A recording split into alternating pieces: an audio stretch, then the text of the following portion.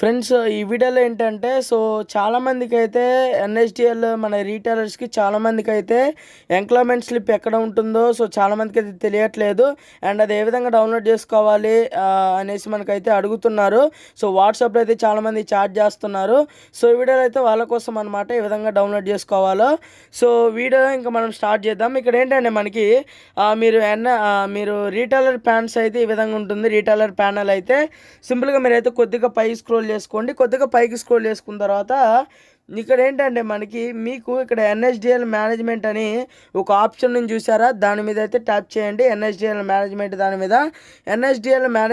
మీద ట్యాప్ చేయగానే ఇక్కడ ఏంటంటే మనకి new pan card, CSF pan card, తర్వాత list of pan card.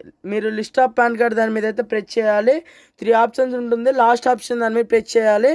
Press చేసిన తర్వాత మీరు ఈరోజు చేసినవి రేపైతే మనకు కనపడదు. ఈరోజు డేటే మనం సెలెక్ట్ చేస్తే అప్పుడే మనకైతే ఇక్కడ జనరేట్ అవుతుంది. డేట్ ఎక్కడ సెలెక్ట్ చేయాలంటే ఇక్కడ మనకి డేట్ ఐకాన్స్ చూసారా, ఇక్కడ మీకు ఈ యొక్క డేట్స్ దాని మీద ట్యాప్ చేసి మీరు ఏ డేట్ని చేశారో మీరు ఆ డేట్ని సెలెక్ట్ చేసుకోవచ్చు. జస్ట్ వెయిట్ చేయండి.